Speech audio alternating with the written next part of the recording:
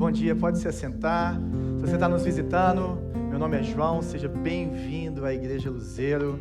Nosso povo aí também, bem-vindos nesse feriado prolongado, né? E a única coisa que faltou foi o sol, não é verdade? Todo mundo saindo de casaco hoje, de casa. E agora Belo Horizonte está parecendo Belo Horizonte mesmo, em novembro, dezembro. Agora está tudo normal, né, gente? Porque esse ano nada foi normal. E graças a Deus. Graças a Deus. Bem, aqui você tem já o acesso às notas do culto, ali no aplicativo da YouVersion, se você quer acompanhar. Nós estamos falando, né, começamos na semana passada a falar sobre Jesus ser o centro. E o Daniel Malar, então ele começou na semana passada introduzindo um pouco, trazendo que essa epístola, essa carta foi escrita por Paulo na prisão, né, quando ele escreve Efésios e outras cartas, e da prisão ali de Roma, as pessoas iam visitá-lo, levavam dinheiro, levavam suprimentos, levavam orações, levavam consolo e notícias das igrejas. Então ele manda essa carta para essa igreja de Colossos, né, de Colosso. E os colossenses, então, recebem essa carta, uma igreja que não foi ele que fundou, mas uma igreja que precisava muito de ajustes teológicos na vida deles, para que eles soubessem melhor quem Jesus é. Então, na semana passada, o Daniel falou muito sobre a gratidão ao que Jesus fez.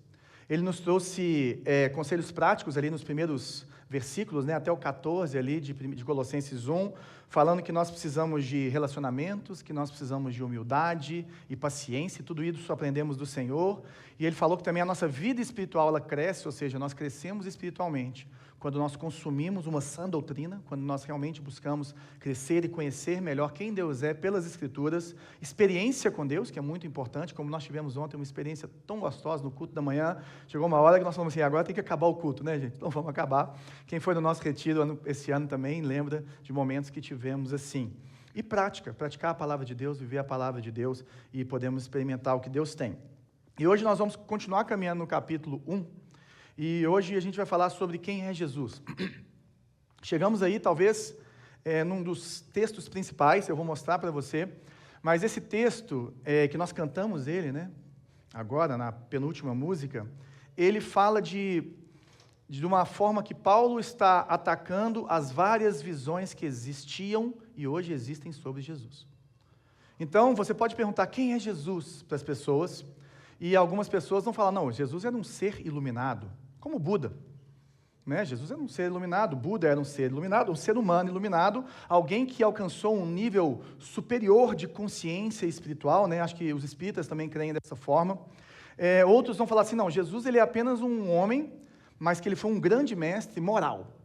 Uma pessoa que ensinou muito sobre ética, né? Ele falava sobre amar ao próximo, sobre não julgar. Então eu aprendo a moralidade de Jesus.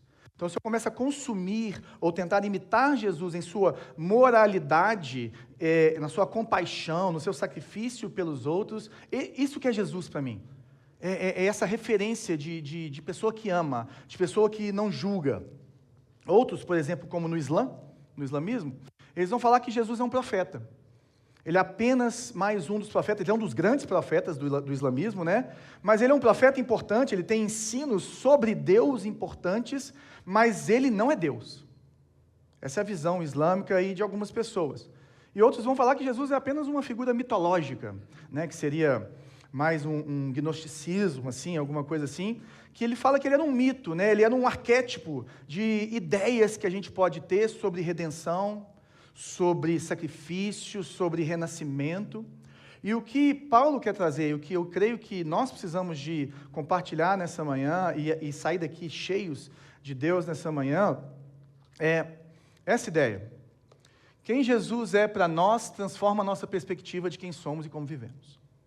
Então, a sua visão de Jesus, quem Jesus realmente é para você, quem é a importância de Jesus para você, se ele é só um profeta, se ele é um exemplo de moralidade, se ele só um mito que passou e nem existiu o Cristo histórico, que nós falamos, né, o Cristo humano, isso vai moldar a sua forma de vê-lo e como você vive e quem você é. A sua identidade é moldada por isso. Então, a ideia de Paulo era pegar, porque tinham falsos ensinos sobre Jesus, tinham ensinos realmente que ele não era Deus, ensinos de que ele não participou da criação e tudo mais, e que ele vai atacar de uma forma incrível, de um dos textos mais lindos sobre a pessoa de Jesus que existe em toda a Bíblia, e principalmente no Novo Testamento. Então ele vai trazer essa ideia que as ideias incompletas de Jesus, elas nos tornam seres humanos incompletos. E se você busca plenitude, se você busca conhecer a sua verdadeira identidade, se você busca encontrar propósito na sua vida, você precisa entender quem Jesus realmente é. Então vamos lá. Colossenses 1:15. Antes de eu passar, deixa eu só colocar o tempo aqui, senão eu fico falando no ouvido de vocês, vocês vão ficar com fome.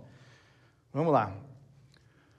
Ele é a imagem do Deus invisível, o primogênito sobre toda a criação, pois por meio dele foram criadas todas as coisas, nos céus e na terra, as visíveis, as invisíveis, sejam tronos, sejam soberanias, quer poderes, quer autoridades, todas as coisas foram criadas por ele e para ele.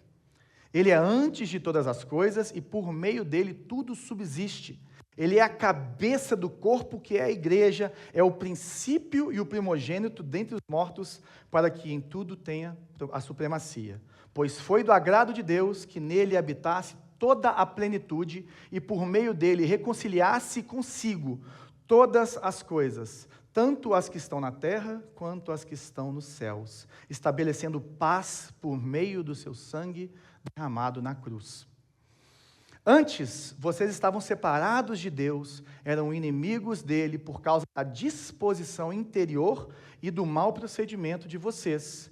Contudo, agora, ele os reconciliou pelo corpo físico de Cristo, por meio da morte, para apresentá-los diante dele santos, sem culpa e livres de toda acusação, desde que continuem alicerçados e firmes na fé, sem se afastar da esperança do evangelho que vocês ouviram e que tem sido proclamado a todos os que estão debaixo do céu. Este é o evangelho do qual eu, Paulo, me tornei ministro. Vamos orar. Jesus, obrigado pela sua palavra. É nela que o seu Espírito traz para cada um de nós, Pai, vida, consolo, transformação, e pedimos que não seja diferente. Nós sabemos que não vai ser diferente, porque a sua palavra é viva e o Senhor está aqui, e o Senhor quer nos abençoar, quer nos edificar, quer transformar as nossas vidas em nome de Jesus. Amém. Colossenses, entre os teólogos estudiosos da Bíblia, é conhecido como um tratado cristológico, como se fosse um compêndio de qualidades da pessoa de Cristo que nenhum outro texto vai trazer em sua completude. Ele é diferente, por exemplo, de Efésios, Romanos, porque Colossenses ele vai falar muito do que nós chamamos na teologia de Cristo alto. O Cristo alto é o Cristo Deus, é o Cristo que está nos céus, quem que ele era, quem que ele é. Isso tem muito a ver com o que o apóstolo João escreveu em suas cartas. Que ele estava querendo combater o gnosticismo, né? Que é essa ideia de uma iluminação e que a matéria é má e você recebe um conhecimento iluminado e aí sim você é salvo. Então João, ele trabalha isso e Paulo aqui em Colossenses, ele está fazendo a mesma coisa. Tanto é que você vai ver algumas coincidências, né, alguns escritos que estão parecidos, e o que ele está querendo trazer é que Jesus está exaltado, ele é exaltado acima de toda a criação. Não existe nada nem ninguém acima de Jesus, e Jesus é criador e é reconciliador de todas as coisas. E nós temos essa tendência ao sincretismo religioso, é ou não é verdade? Então, você vai seguir algumas páginas de paródia evangélica, ou que fazem um pouco de caçoa, um pouco de algumas formas de culto, né? E aí você vai ver ali, por exemplo, muita coisa de matriz de religiões africanas no meio da igreja evangélica. Você vai ver muitas coisas de outras religiões que vão sendo colocadas no nosso meio, e isso não é uma novidade, isso já acontecia naquela época. Só que Paulo está falando, gente, não é assim, não é por aí. E lá no verso 21, ele traz uma coisa que eu acho que é muito importante nós irmos lá para voltarmos para o 15, que ele fala que antes vocês estavam separados de Deus, eram inimigos dele por causa da disposição interior e do mau procedimento de vocês. Quando ele fala que vocês estavam separados de Deus, ele está falando que o pecado ele nos separa, né, da pessoa de Deus, nós não temos relacionamento mais com Deus, e essa separação, ela nos aliena de Deus. Nós estamos alienados de quem Deus é. Isso é muito importante, porque pensa o seguinte, todo mundo aqui teve um colega de colégio, alguém que você conviveu muito, e vocês se conheciam, vocês eram, sabiam tudo da vida da pessoa, como ela era, como ela reagia, de forma boa, de forma ruim, e aí passam muitos anos, e você continua com aquele amor por aquela pessoa, mas passam muitos anos, você casou e tal, e não sei o quê, ou aquela pessoa que você fez a faculdade com ela, mas vocês casaram, e agora, por exemplo, eu vou fazer 20 anos de casado, né? Graças a Deus, já estamos com passagem comprada, cartão de crédito bombando. Misericórdia. Mas é isso aí, ano que vem. Vamos que vamos. E aí você encontra com essa pessoa e começa a conversar sobre a vida e você fala, nossa, essa pessoa mudou. Essa pessoa, ela tem a forma de lidar com a vida, a forma de enxergar a vida. Às vezes você nem conhece, você ama aquela pessoa, mas são poucos que você fala assim, gente, é um adolescente nos 40 e poucos anos, 50 anos, 60 anos. Mas essa pessoa mudou tanto. E essa que é a condição humana. Adão e Eva, eles tinham um relacionamento perfeito com Deus vivo. E a partir do pecado, nós vamos nos alienando e vamos nos distanciando de Deus. E alienados de Deus, nós não conhecemos mais a pessoa de Deus, o caráter de Deus, o poder de Deus. Então a nossa ideia de quem Deus é completamente distorcida. E nós começamos a criar os nossos próprios deuses. E isso nos torna o quê? Inimigos de Deus.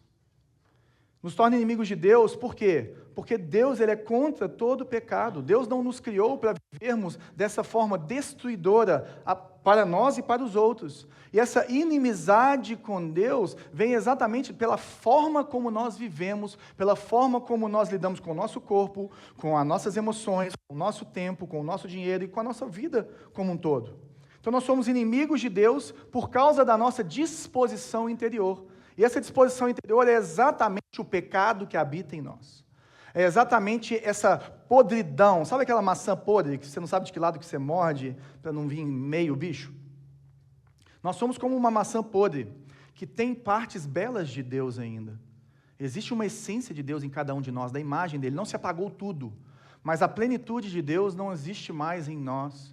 A vida de Deus não está completa mais no ser humano, porque o ser humano caiu e nós temos essa disposição interior, desejos distorcidos para desejar coisas que Deus fez e Deus se agrada, mas nós desejamos de forma distorcida e fazemos isso da forma errada, do jeito errado, com desejos que não agradam a Deus. É uma disposição mental contrária à vontade de Deus. Isso que o pecado faz e nos torna alienados de Deus. E aí sim, isso vai nos levar a quê? A maus procedimentos. A consumação dessas coisas. Então é a partir disso, ou por isso que Jesus vem, para nos reconciliar. E Paulo está tratando isso de uma forma muito celeste da criação e é maravilhoso. Então quem é Jesus? Essa é a pergunta de hoje. Então num aspecto universal, ou que nós chamamos de graça comum, e que nós vemos, ou qualquer ser humano talvez pudesse ver, não sei se conseguiria, mas ele fala que ele é a imagem do Deus invisível, primogênito sobre toda a criação, por meio dele foram criadas todas as coisas no céu e na terra, visíveis, as invisíveis, tronos, soberanias, poderes, ou seja, todo o mundo espiritual, todo o mundo real, ele que criou, tá? Poderes, autoridades, todas as coisas foram criadas por ele e para ele. Então aqui já tem muita coisa, a gente podia pegar cada expressão dessa e falar um domingo, mas a imagem do Deus invisível é muito importante, porque aqui já está atacando aquela questão do profeta, aquela questão do ser iluminado, aquela questão do mito, né? Ele está falando assim, ó, Jesus não é uma imitação de Deus. Jesus não é apenas homem. Jesus, ele é a revelação exata de Deus, de Deus. Jesus é a exegese de Deus, como dizem os teólogos, os estudiosos. Ele é uma expressão visível do Deus invisível. João, quando ele escreve tanto o Evangelho quanto a carta de 1 João, em 1 João eu acho incrível, ele fala assim, aquele que os nossos olhos viram, que as nossas mãos apalparam, aquele que eu abracei, eu estou aumentando aqui, mas é isso que ele está querendo falar, aquele que eu abracei, aquele que eu conversei, aquele que eu dormi ao lado, aquele que comeu comigo, aquele que tinha necessidades físicas, aquele que era uma pessoa, 100% gente, ele é o Deus criador de todas as coisas. Como ele fala no Evangelho, no princípio ele era o verbo estava com Deus, e o verbo era Deus. Então a pergunta aqui Como que Deus se torna compreensível? Jesus. Sabe aquela pergunta, e se Deus fosse homem? Como Deus seria se ele fosse homem? Deus é homem, Deus é Jesus. Olhe para Jesus, você não precisa fazer essa pergunta, porque Jesus é. Jesus é Deus. Então Jesus expressa quem Deus é de forma exata, perfeita, correta. O coração e o caráter de Deus são revelados pela pessoa, pela vida de Cristo. Como que Deus ama? Olha para Jesus. Como que Deus fica indignado? Olha para Jesus. Como que Deus exerce misericórdia? Olha para Jesus. Como que é a humildade de Deus? Olha para Jesus. Como que é a majestade de Deus, ser todo poderoso? Olha para Jesus. Como que é ter uma atitude de servo? Olha para Jesus. Como que é ser Senhor sobre todas as coisas? Olha para Jesus. Jesus é a imagem exata de Deus. Então, o primeiro ponto, ele é a imagem do Deus invisível, 100% homem, 100% Deus. Quer conhecer e ver Deus? Olhe para Jesus. Só que não é só aqui. Ele fala que ele é o primogênito de toda a criação. E aqui nós temos que parar. E essa palavra primogênito, prototokos, em grego, ela não quer dizer que Jesus foi o primeiro a ser criado, que é uma outra heresia. Aí já dentro da nossa turma, do cristianismo. Ele não é o primeiro a ser criado. Essa expressão que ele está trazendo aqui, ele está querendo nos ensinar que, primeira coisa, Jesus é o criador de todo o universo. A Trindade estava presente lá, ele é o Verbo. Então, ele não é apenas esse grande profeta dos muçulmanos, ele não é um espírito iluminado dos espíritas, ele não é um dos mediadores entre Deus e o homem, ele é o Deus vivo. O único e suficiente Senhor e Salvador. Ele cria todo o universo. Ele não é o primeiro a ser criado, mas ele está desde a eternidade, e ele criou todas as coisas. Então, quando ele fala primogênito, não é sobre ser o primeiro a ser criado, mas é aquele que tem o lugar de honra sobre todas as coisas e todas as pessoas. É um título de honra.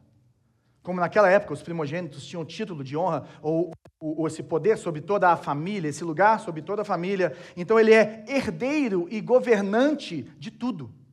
Isso significa então que Jesus, ele é o primeiro em importância em relação a todo o universo. Olha que louco.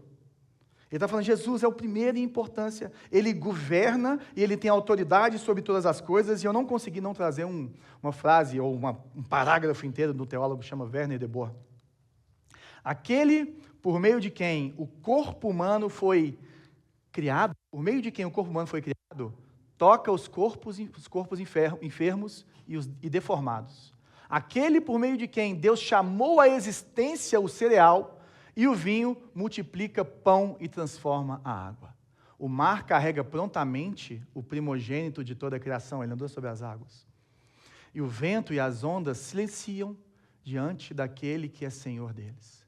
E o serviço solícito dos anjos evidencia que os grandes poderes espirituais do cosmos de fato jazem aos pés de sua extraordinária sublimidade. Esse é Jesus. É isso que Paulo está falando para mim e para você. Ele fala que todas as coisas foram criadas para refletir e exaltar a Deus. Sabe quando ele fala que tudo que foi criado por Ele e para Ele? Às vezes parece meio egocêntrico, mas Deus é assim, Deus é majestoso. Ele fala que, o que ele está falando é que Jesus, além de planejar e criar tudo, Ele fez tudo para o seu próprio prazer e para a sua própria glória. Tudo precisa refletir ou olhar para Ele. E isso é muito legal. Porque tudo o que é belo, tudo que você achar belo, tudo que você achar importante, seja como o Daniel que está ali brinca, aquele pessoa que criou a Novalgina, o de pirona, não é verdade? Essa pessoa é de Deus demais, gente. A gente nem sabe se é cristão, mas é de Deus demais. Mas, às vezes eu brinco até no nosso curso de membros, que é uma coisa que é libertadora, é polêmica entre os evangélicos, mas é libertadora. Como é que você consegue, num show de rock, por exemplo, eu amo Eric Clapton, por aí vai. Você vai no show do Eric Clapton, e quem conhece Eric Clapton sabe como é que são os solos daquele cara. E como é que você, às vezes, vai contemplando aquilo, tanta beleza musical, tanta maravilha, e do nada, na hora que você vê, você está exaltando a Deus, de um cara que não está exaltando a Deus, de uma música que não está exaltando a Deus. Como isso é possível? Essa é uma pergunta boa, teológica, e dá para responder. Porque o dom que está dentro do Eric Clapton, foi dado por Deus. E você está exaltando a criação de Deus. Quando você olha para a muralha da China, você fala, uau, que Deus maravilhoso. É porque um Deus que criou o homem com a capacidade e os dons e talentos para fazerem algo maravilhoso, como as pirâmides do Egito, como a parte toda de água da Roma Antiga, que é absurdamente tecnológica. Nós olhamos para a criação de Deus e exaltamos a criação de Deus. Aí sim, você consegue olhar para um show de rock, para um solo, para uma voz maravilhosa e falar assim, uau. O único problema é que aquela pessoa ainda não entendeu que o propósito daquela voz, o propósito daquele dom é exaltar o autor e criador de todas as coisas. Que ele foi criado para a glória dele. E aí sim nós caminhamos. E entendendo isso, nós vemos que nós nunca vamos encontrar plenitude à parte de Jesus. Nós nunca vamos encontrar verdadeira beleza na vida, por mais que ela seja complicada por causa do pecado que ainda está no nosso meio, que ainda está em nós também, né? Esse já e ainda não da vida cristã. E por isso que nós vamos ver, quando nós vamos ler os textos mais apocalípticos, que fala que diante dele, e o Davi orou sobre isso hoje, todo o joelho deve se prostrar no céu e na terra. Toda língua deve confessar que Jesus Cristo é Senhor para a glória de Deus Pai. Porque o universo inteiro tem que celebrar e celebra a glória de Jesus. Toda a criação, e a criação está caída conosco, e mais à frente nós vamos ver isso, por isso que ele redime todas as coisas que ele está falando. Toda a criação anseia, e Paulo escreve isso aos Romanos, anseia pela manifestação dos filhos de Deus. Ele está falando que toda a criação anseia pela redenção, por essa vinda de Cristo, por esse novo tempo em que todas as coisas vão realmente viver e existir para a glória dele. É isso que Paulo está trazendo para a gente. E ele continua falando, ele é antes de todas as coisas, e por meio dele tudo subsiste. Então ele volta para essa questão dele não ser o primogênito criado, mas ele fala assim, ele não teve origem, ele é a origem das coisas. Ele cria tudo. Antes de tudo começar, ele já existia eternamente em sintonia perfeita. Pai, Filho e Espírito Santo. Ele é. Ele não depende da criação. Isso é muito importante. Deus não estava carente quando mandou Jesus para te salvar, e Deus não estava carente de relacionamentos quando ele criou o homem. Eu estou tão sozinho, vou criar um ser humano que vai fazer tudo errado. Não. A criação, toda a criação, inclusive a humanidade, que é a imagem de Deus, eles são um transbordar do amor e da pessoa de Deus. É um transbordar de quem ele é. É um derramar. Você não cria um filho, gente, para poder lavar copo na sua casa. Na verdade, aqui, amor, Bela, vamos fazer mais um filho, tá difícil lavar a louça lá em casa, então nós vamos fazer mais um filho, que aí ele vai poder lavar a louça, arrumar a casa, e também, quem sabe, ele vai trabalhar, quando a gente ficar velho, não precisa de pensar em aposentadoria, a gente gasta tudo agora, e aí ele vai sustentar a gente, vamos fazer, já temos 3, 4, estamos bem na fita, né? Cada um paga uma conta, vamos ser uns bons velhinhos. Quem que faz filho assim, gente? Quando você faz filho por querer, quando você faz filho por querer, você faz para transbordar o seu amor. Você faz para amar aquela pessoa, porque você está transbordando algo. E Deus, lógico que é muito mais perfeito do que a gente, mas isso é uma figura para você ver por que Deus criou o ser humano. Ele estava realmente transbordando, ele não depende da gente, ele é imutável, ele é eternamente o mesmo. E por meio dele tudo subsiste. E essa palavra no grego significa tudo é sustentado, tudo é mantido, tudo é feito coeso. A harmonia que existe no universo, nos céus, na terra, na criação, e todas essas leis dinâmicas que existem, que a gente estuda e fica achando que uma explosão gerou isso. Pode até ter sido uma explosão feita por Deus, mas é uma explosão vinda de Deus. Todo o universo, ele não só se iniciou por Jesus, mas ele se mantém funcionando porque Jesus é. E Jesus vive.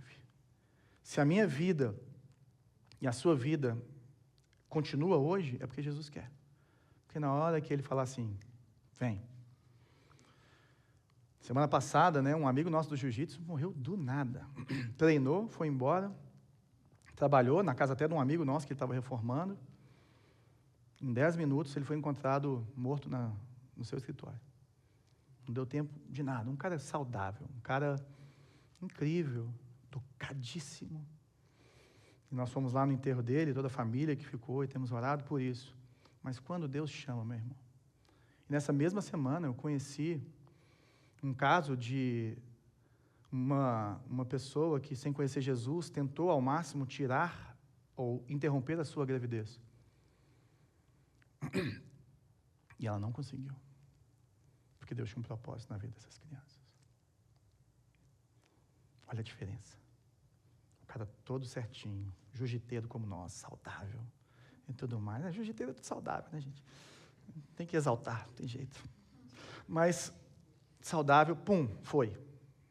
E aqueles seres completamente indefesos, quantas pessoas perdem filhos sem querer, não é verdade? Não engravidam e a pessoa fez tudo e não vingou.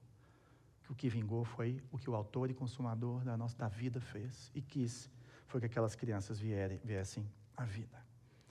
E por isso, gente, que toda a nossa existência é segura nele. Por isso que eu e você podemos confiar nele, porque todo o universo obedece a ele. Porque é ele que sustenta todas as coisas, independente das circunstâncias. Jesus continua assentado no trono. Então, esse é o que nós chamamos de graça comum, de vida. Mas ele também vai mais fundo. Ele fala assim, também existe uma graça especial. Também existe algo para aqueles que entregam a sua vida para ele. Existe uma salvação, e ele traz essa questão de ele é o cabeça do corpo. Então, ele pega a criação, depois ele pega a nova criação. Ele é o cabeça do corpo, que é a igreja, é o princípio e o primogênito dentre os mortos, para que em tudo tenha supremacia. De novo, princípio, começo, primogênito, aquele primeiro, né? Aquele que tem autoridade, aquele que é o herdeiro dentre os mortos, por quê? Porque a igreja começa em Jesus.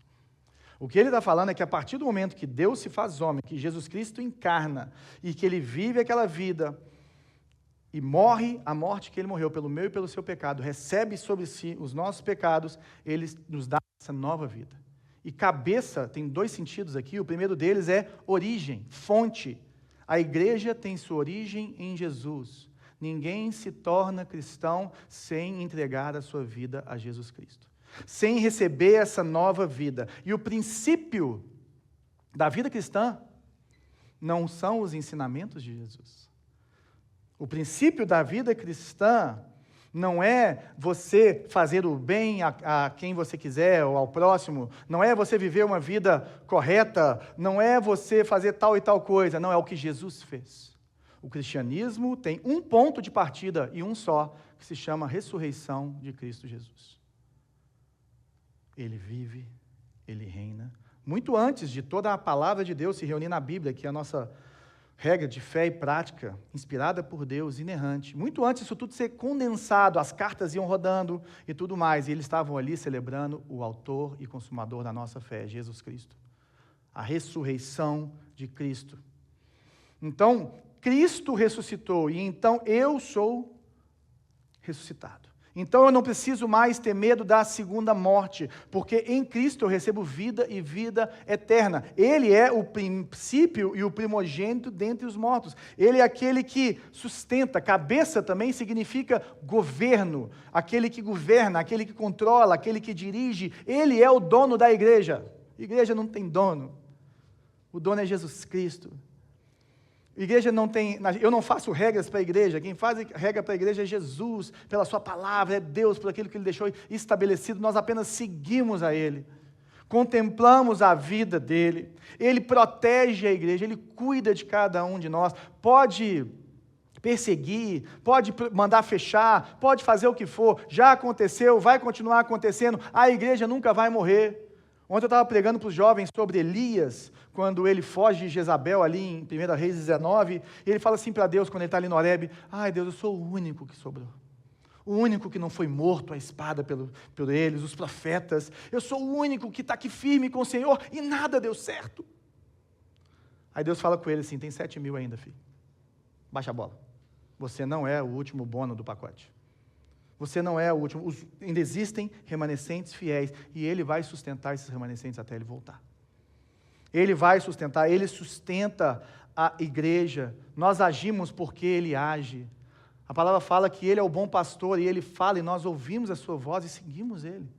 Ele está redimindo consigo todas as coisas, e nós vamos, como a parte visível do Deus invisível, fazendo a sua obra Em Jesus, gente, que nós vamos encontrar o propósito e a unidade que nós precisamos.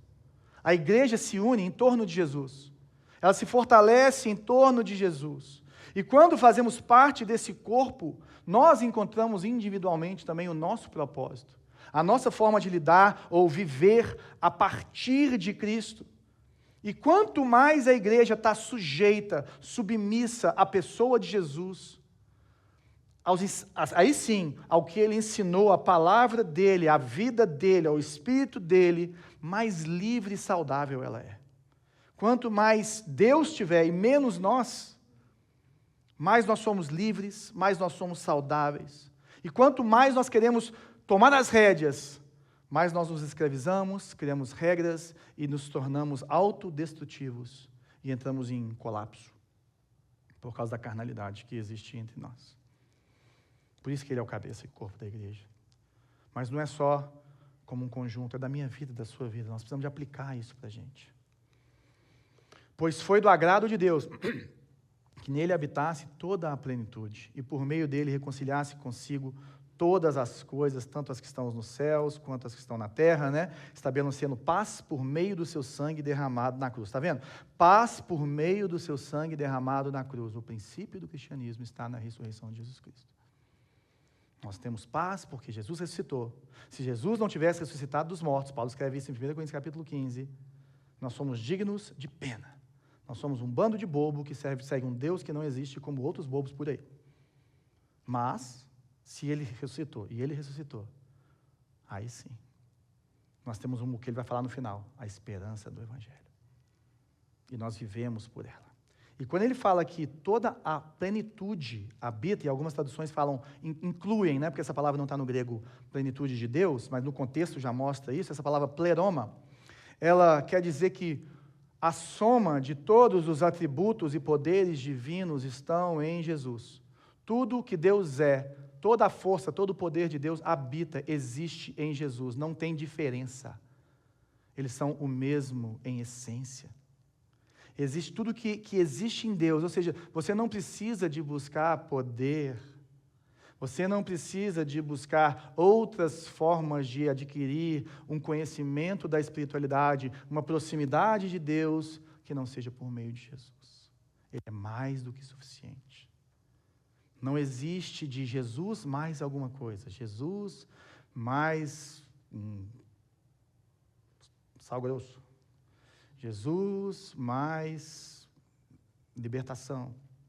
Existe libertação em Jesus, mas a partir do momento que Jesus entrou em você, você está liberto pelo sangue do Cordeiro.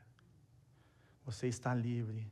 E aí o que você tem que fazer é renovar a sua mente e mudar a sua forma de agir, para que a partir daí você viva a liberdade que já foi conquistada na cruz por você. E em Jesus todo o poder, toda os dons, todos os talentos, tudo já reside nele, já está nele. Ele é a fonte de poder, de alegria e de vida da igreja.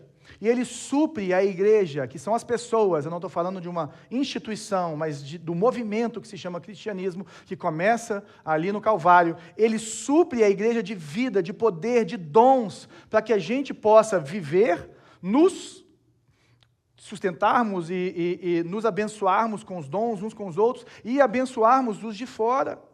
E abençoarmos e sermos vida e trazermos vida por onde passarmos e fazermos a diferença na vida daqueles que estão ao nosso redor, sendo luzeiros do mundo. É isso que Paulo está trazendo, a plenitude. A palavra de Deus já está aqui, o Espírito de Deus já habita em você, o poder de Deus, todo o poder de Deus já está em Jesus, Jesus vive. E Ele está conosco todos os dias da vida dEle. Quando Ele vai ressuscitar, os discípulos ficam doidos, né? A gente estudou isso no nosso retiro deste ano, e se você não separou, separe a sua Semana Santa para estar conosco de novo no Retiro das Rosas. Daqui a 1 ou 2 semanas nós já vamos lançar o nosso retiro para o ano que vem. Mas nós vimos sobre as pessoas que encontraram com Jesus ressurreto. E todos eles queriam falar assim, fica aqui, Jesus. Fica aqui, Jesus, não sobe não. Eu quero ficar contigo. E Jesus fala para eles, gente, eu tenho que subir, porque quando eu subir, você não vai precisar de mais me procurar aonde eu estiver. Então, Jesus está em Jerusalém, todo mundo vai para Jerusalém. Jesus foi para a China, vai todo mundo para a China. Porque você precisa ver Jesus, conversar com Jesus. Era assim naquela época. Ele fala assim, quando eu subir, eu vou mandar para vocês o Consolador. E o Consolador, ele vai convencer vocês do pecado, da justiça e do juízo. E o Consolador, ele vai dar a vocês poder, o poder que está em mim e que está nele. E o poder na Trindade é sempre o mesmo. E esse poder vai habitar em você. E aí vocês vão proclamar a minha vida e fazer obras maiores do que eu fiz de Jerusalém até os confins da terra. É isso que é a igreja. Esse que é o nosso Cristo. E por meio dele reconciliar-se consigo todas as coisas. Gente, a primeira coisa aqui, foi Deus e não o homem que tomou a iniciativa da reconciliação. Foi Deus que escolheu se reconciliar conosco, ou nos reconciliar com ele. Muitas vezes eu converso com pessoas que estão brigadas, né, por ser pastor, e às vezes lá em casa também com meus filhos, quase não brigam, mas tem essas coisas. De vez em quando, tá? Não é igual assim na casa de vocês, tá? Acho que é mais. Às vezes, lá em casa, né, quando o negócio está pegando, a gente acha que é mais. Mas eu sempre falo que uma pessoa madura, ela é quem toma a iniciativa da reconciliação. Uma pessoa madura é aquela que consegue sentar e conversar e buscar a reconciliação. E um cristão maduro faz isso, porque o nosso Deus nos reconciliou com ele mesmo. Ele tem nele, ele não precisa de se afirmar no outro ou condenar o outro, porque ele é ele. E a partir do momento que nós estamos nele reconciliados, nós podemos perdoar. Nós podemos reconciliar. Da mesma forma que Deus tomou, então, a iniciativa, nós podemos tomar a iniciativa de nos reconciliarmos uns com os outros. E uma outra coisa também que é muito importante aqui, é que o preço que foi pago pela nossa vida não foi pago para Satanás, tá, gente? Tem gente que acha que Jesus morreu para pagar o preço para Satanás. Não, Satanás nunca foi dono de nada. O preço que foi pago para o próprio Deus. Reconciliar-se consigo. É isso que está escrito aqui. O que ele está falando é que essa dívida que nós tínhamos com ele, ele mesmo pagou. E essa palavra reconciliação, ela significa colocar de volta no seu devido lugar. Colocar em ordem. Então, da mesma forma como eu falei no começo, que o pecado nos afasta de Deus, nos aliena de Deus, nos faz ter uma percepção completamente distorcida de quem Deus é, nos tira a paz, claro, porque longe de Deus nós não vamos encontrar a paz. Em Jesus nós encontramos a reconciliação. Em Jesus nós encontramos o nosso centro, o nosso equilíbrio, a nossa vida, resolvemos as nossas carências. E por isso que Agostinho falou que o nosso coração está inquieto até que descanse em Ti. O nosso coração vai ficar buscando deuses e formas de suprir esse Deus, até que nós encontremos essa verdadeira reconciliação. E ele reforça, falando assim, o sangue de Jesus é a fonte da reconciliação. O que ele está falando é que mesmo que ele fale que ele está reconciliando consigo todas as coisas, e todas as coisas é tudo, tudo, tudo, algumas pessoas vão falar assim, então se ele está reconciliando tudo, então qualquer ser humano é salvo. Qualquer ser humano recebe isso. Não. Só aqueles que pela fé e arrependimento, eles tomam posse ou recebem, né, pela fé, o sangue derramado de Jesus. Aí você nasce de novo. Existe, infelizmente, essa distinção pela vontade de Deus. Essa é a vontade perfeita de Deus. Então, o que ele está falando, que a fonte da reconciliação é o sangue. Por quê? Porque para ter paz com Deus, porque nós temos o pecado e tudo isso, né, Deus é contra e precisa ser punido, Jesus foi lá e morreu. O que nós chamamos isso é de dupla imputação. Uma palavra teológica muito bonita, né? Dupla imputação. Quando você quiser falar que conhece mais de Deus, fala assim, não, é a dupla imputação. Dupla imputação é o seguinte, o seu pecado e o seu pecado, toda a sua transgressão, toda a sua dívida, Jesus leva para ele. Então, a sua dívida é imputada em Jesus na cruz do Calvário. Mas a vida de Jesus, a liberdade de Jesus, o poder de Jesus é imputado em você. E de inimigo você se torna filho. E aí Deus olha para você, não pelo que você fez, você continua complicado igual eu, tortinho igual eu, mas Ele olha para você por meio da cruz, como se tivesse colocado óculos novos para enxergar a vida de outra forma. Deus coloca como se fossem os óculos da cruz, e olha para você e fala assim, você é meu filho amado em quem eu tenho prazer, porque o preço foi pago. E é interessante porque a cruz, ela mostra essa dupla imputação de uma forma muito clara, porque na cruz, Deus mostra o seu repúdio ao pecado. Precisava de ter sangue derramado. Precisava ser pago um preço alto, de alguém perfeito, que não pecasse, para que a dor do pecado, o erro do pecado fosse consumido. Só que como ele faz isso com ele mesmo, e como ele toma a iniciativa, o amor de Deus é tão grande que ele manda o seu filho para morrer pelo pecador. Então ele mostra que ele fica indignado com o pecado, mas ele mostra que ele ama as pessoas e que ele vai redimi-las por meio do seu próprio sacrifício. Ele toma a iniciativa, ele paga o preço. É a dupla imputação. E por isso que a cruz é a única ponte entre céu e terra. Não existe outra ponte, não existe outra pessoa. Nós fomos reconciliados por meio da vida de Jesus, e não pelos ensinamentos, e não pelos milagres, e não pelas manifestações, nada disso. Isso só vai mostrar uma coisa, que Jesus é Deus. Então, entendendo esse Cristo criador, esse Cristo reconciliador, esse Cristo que é soberano sobre toda a criação, que governa todas as coisas, aí ele vai terminar com esses 2 últimos versículos falando assim: contudo, agora ele os reconciliou pelo corpo físico de Cristo. Olha como é que ele está batendo no mesmo lugar toda hora. Por meio da morte, não preciso falar de novo da ressurreição, para apresentá-los, aí sim, diante dele. Olha só, ele faz e ele mostra. Diante dele, santos, sem culpa e livres de toda acusação. Perdão, que é a palavra que ele usou no texto que o Daniel pregou semana passada, que tem a ver com isso aqui, significa mandar embora. Perdão significa cancelar uma dívida. E o que Paulo está fazendo para a gente, nessa conclusão dessa parte, é que, a partir do momento que você está em Cristo, não existe mais acusação contra a sua vida. Você não tem mais uma dívida com Deus. Você não precisa de fazer nada para conquistar o amor de Deus. Você não precisa fazer nada para conquistar a sua salvação. Você precisa de responder a esse amor. Você precisa de viver esse amor, experimentar esse amor. E a partir desse amor, você viver essa vida. Você é santo. O que ele está trazendo é que, em relação ao passado, nós temos paz com Deus. Você não é mais inimigo. Você não precisa se perguntar no dia ruim, quando você planejou ir para o clube e amanheceu chovendo, ó céus, ó vida, ó azar. No dia mais difícil, você não precisa de pensar assim: será que Deus está com raiva de mim? Será que Deus está me punindo? Não, Ele já puniu o Filho amado. Você é livre. Em relação ao seu passado, sem culpa, livre de toda acusação. Paulo fala em Romanos 8, nada pode separar do amor de Deus que está em Jesus. E vai dar um monte de exemplo a respeito disso. É difícil colocar qualquer coisa ali. Você passou de réu, condenado, para filho. Você tem uma nova vida. E essa nova vida, aí sim, se a vida de Deus está em você, se o Espírito Santo de Deus habita em você, se aconteceu essa transformação, esse encontro com Deus, e o Espírito Santo começa a habitar em você, e você tem o seu espírito vivificado, e a vida de Cristo começa a permear e transformar a sua vida, é uma vida de santidade, é uma vida separada, é uma vida diferente, é uma disposição distinta, os seus amores começam a ser reordenados, e você começa a enxergar a vida de outra forma, e você consegue amar a partir do amor que você recebeu, você consegue servir a partir do serviço que você recebeu, você consegue viver aí sim de uma forma como Cristo viveu, separado por Ele e para Ele, porque dele são todas as coisas.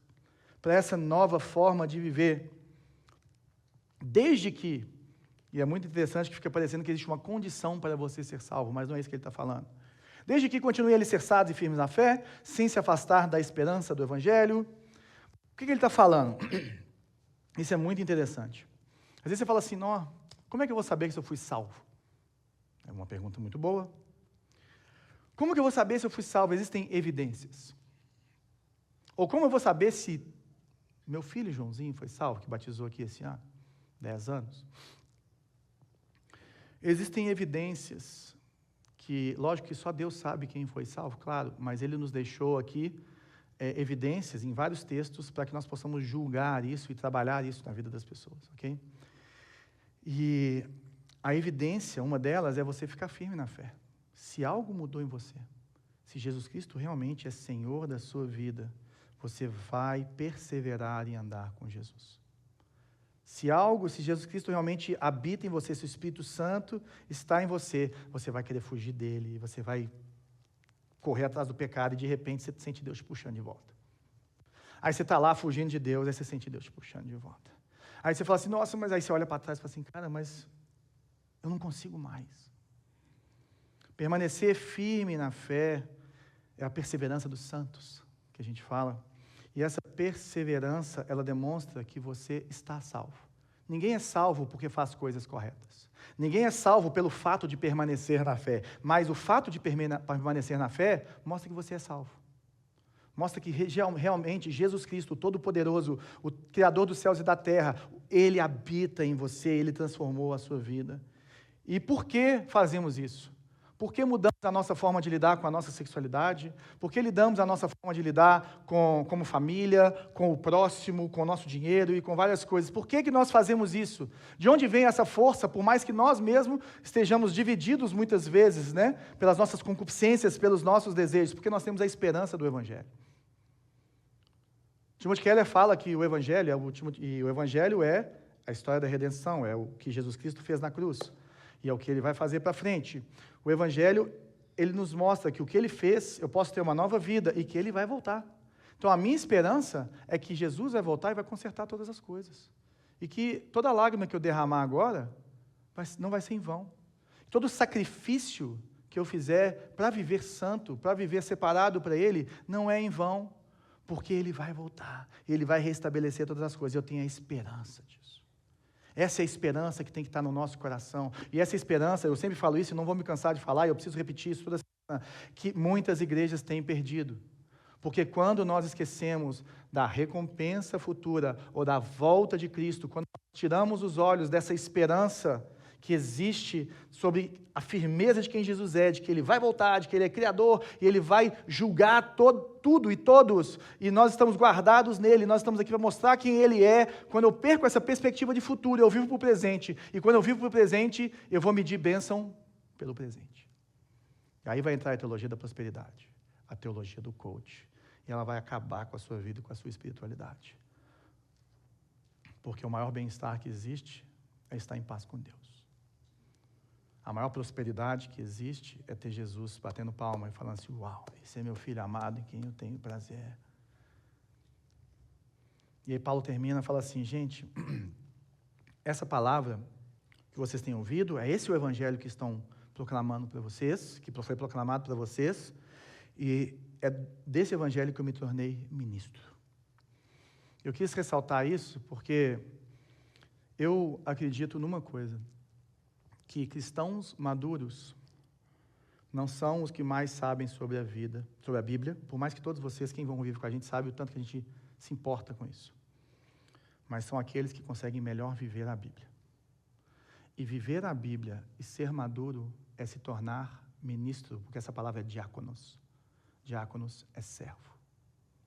Existe uma mudança de chave e que, infelizmente, eu vejo em muitos cristãos antigos que não acontece, é que você esqueceu que quanto mais você cresce, mais servo você é.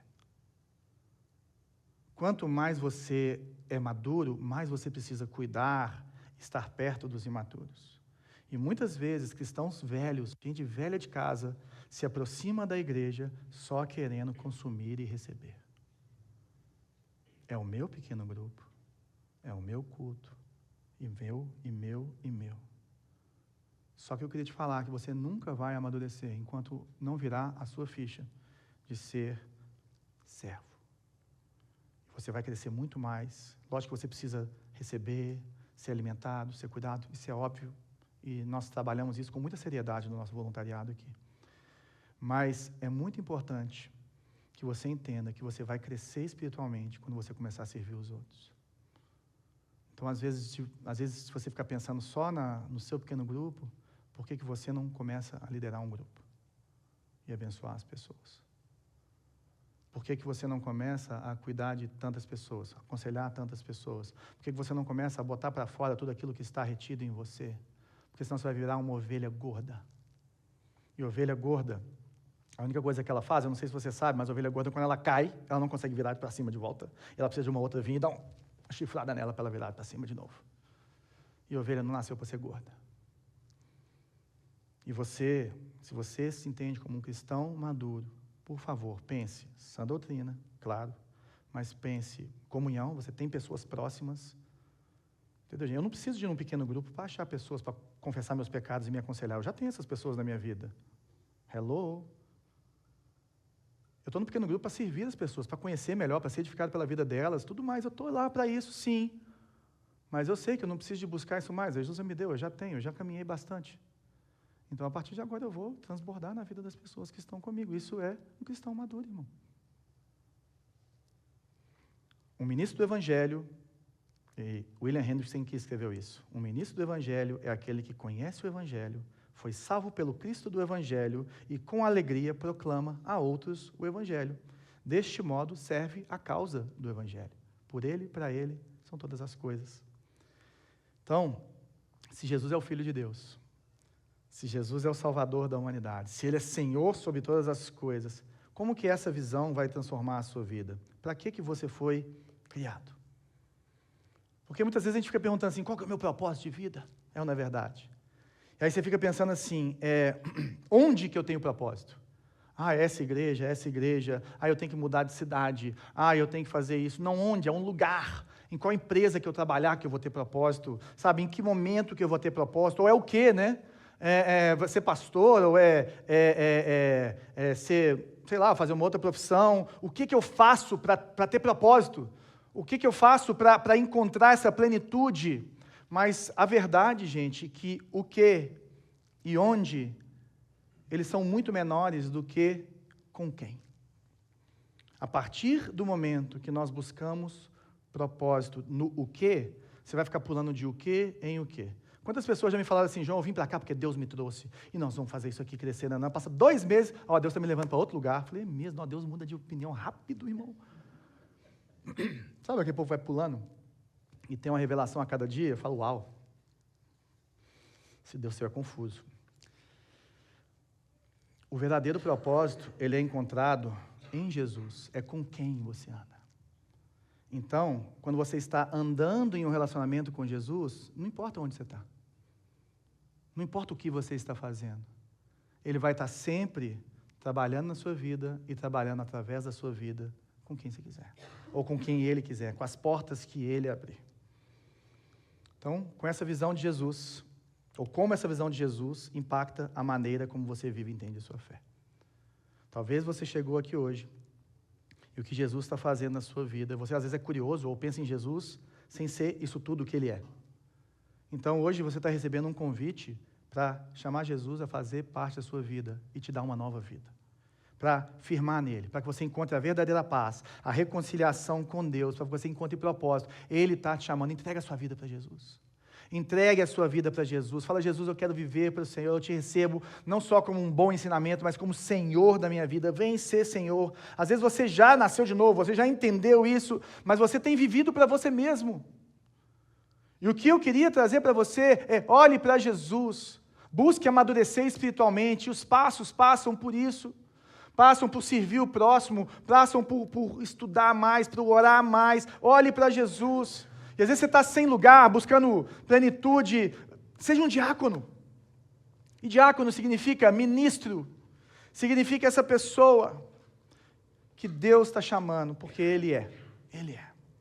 Eu queria, antes da gente passar a ceia, e nós vamos ceiar, e a ceia, ela traz para a gente esse lugar, essa divisão. E a divisão é se você foi reconciliado ou não. Se você já pode viver essa nova vida no cabeça da igreja, se você pode receber a plenitude de Deus, se o Espírito Santo habita em você, e você pode viver de maneira íntima, experimentando a vida de Deus na sua vida, no meio da igreja, e a partir desse centro para os outros. Eu queria te convidar a orar para que você pensasse na sua vida e o quanto Jesus tem sido o centro da sua vida hoje. Nós vamos cantar uma canção enquanto você ora, enquanto você reflete nisso. Ao final dela, vamos passar a ceia para celebrarmos que é a partir da vida e morte de Jesus. Amém?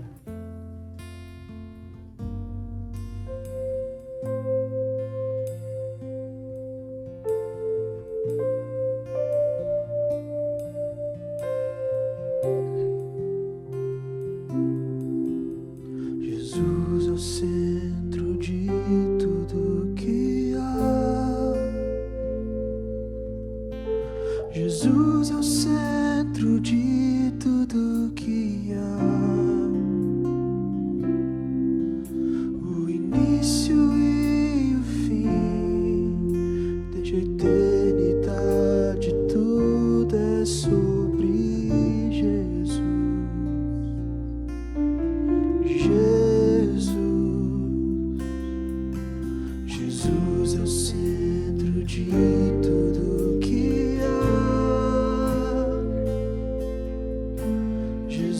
Jesus é o centro de tudo que há,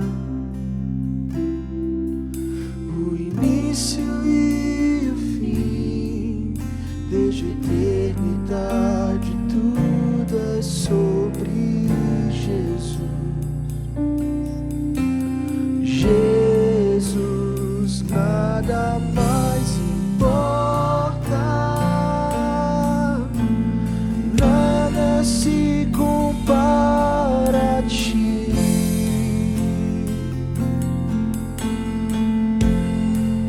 Jesus, tu és o centro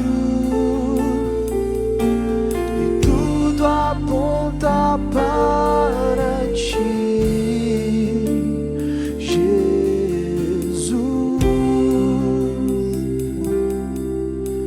Jesus é o centro de todo meu ser.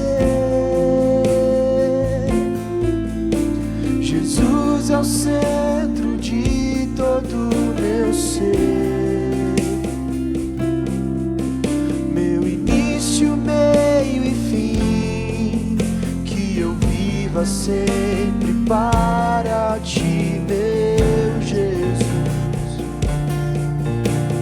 Jesus, nada mais importa, nada se compara a ti.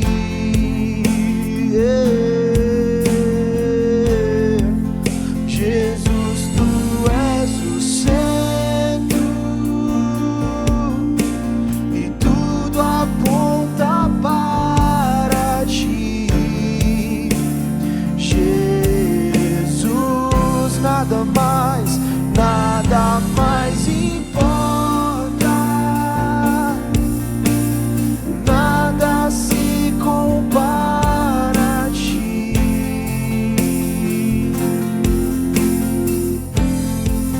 Jesus, tu és o centro e tudo aponta para ti.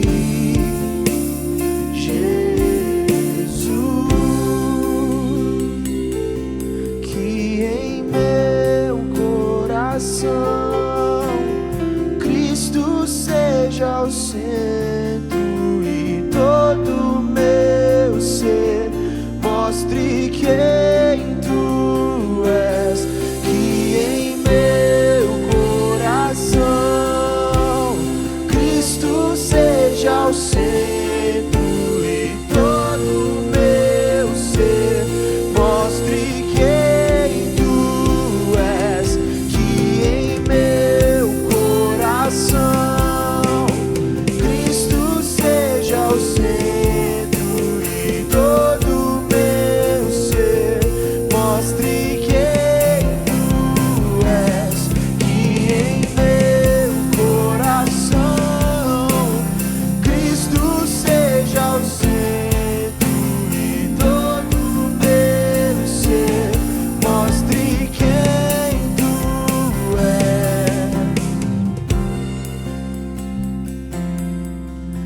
Jesus é o centro disso, a igreja. Jesus é o centro disso, a igreja. Um dia ele virá, como igreja eu vou me encontrar com Jesus. Jesus, Jesus,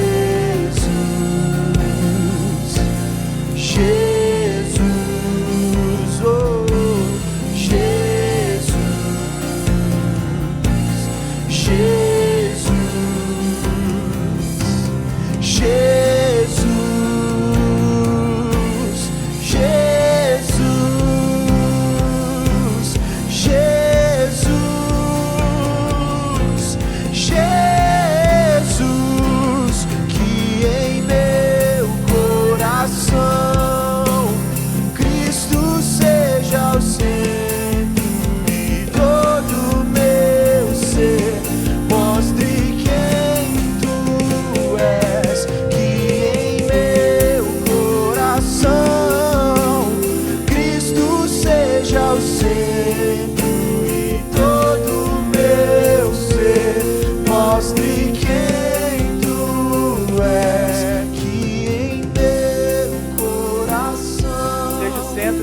nossas vidas. Cristo seja o centro. Seja o centro das nossas vidas. Eu pedi pro pessoal passar a ceia. Cada um que receber a ceia pode ficar de pé. Tu és o centro, Jesus. Eu oro para que essa realidade, após meditarmos num texto como esse, essa música faça toda a diferença. Essa realidade de quem o Senhor é e quem o Senhor é na sua igreja faz toda a diferença, Jesus. Seja o centro das nossas vidas. Que não sejamos esses cristãos que vivem só de boca, só de falar, mas de fato, de verdade, com realidade no Senhor, intimidade contigo, uma visão sublime de quem o Senhor é, Jesus, a imagem do Deus invisível, Senhor sobre toda a criação, Criador de todas as coisas, reconciliador de tudo, corpo, cabeça do corpo que é a igreja. Obrigado por nos reconciliar por meio do seu sangue derramado e ser o princípio e o primogênito dentre os mortos. É porque o Senhor ressuscitou que nós temos vida. É porque o Senhor ressuscitou que nós temos liberdade. É porque o Senhor ressuscitou que nós estamos aqui nessa manhã, Senhor, celebrando a sua vida, entregando as nossas vidas, celebrando, trazendo os nossos filhos, a nossa família, para que conheçam, experimentem mais do Senhor e vivam para Ti, Deus. Seja o centro dessa igreja, Deus. Seja o centro das nossas decisões, seja o centro de tudo, Senhor. Fortalece aqueles que estão feridos nesta manhã, aqueles que chegaram aqui, Senhor, com a mente pesada, com preocupações e situações e precisam de um milagre. Eu clamo por um milagre do Senhor, mas o maior milagre já aconteceu, é a sua morte e a sua ressurreição. Obrigado, Jesus. Vamos cear.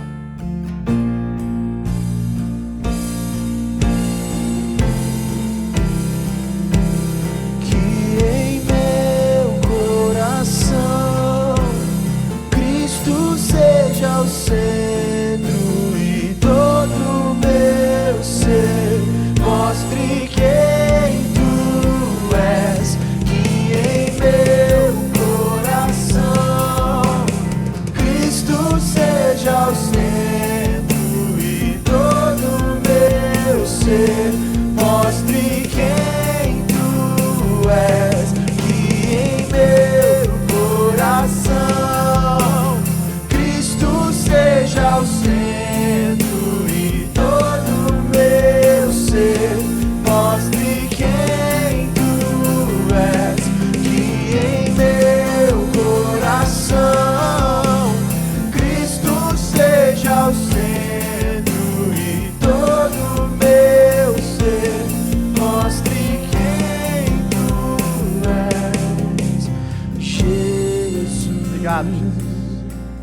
Senhor, abençoe a sua vida, que Jesus possa realmente entrar na sua casa, restaurar a sua vida, inundar a sua vida, em nome de Jesus. Que você tenha uma semana abençoada, glorificando e adorando o autor e consumador da nossa fé. Eu abençoo a sua vida em nome de Jesus. Você está nos visitando hoje também, nós temos um presente para você. Pega com o nosso pessoal ali na recepção. E que Deus te abençoe e você tenha uma semana abençoada em nome de Jesus.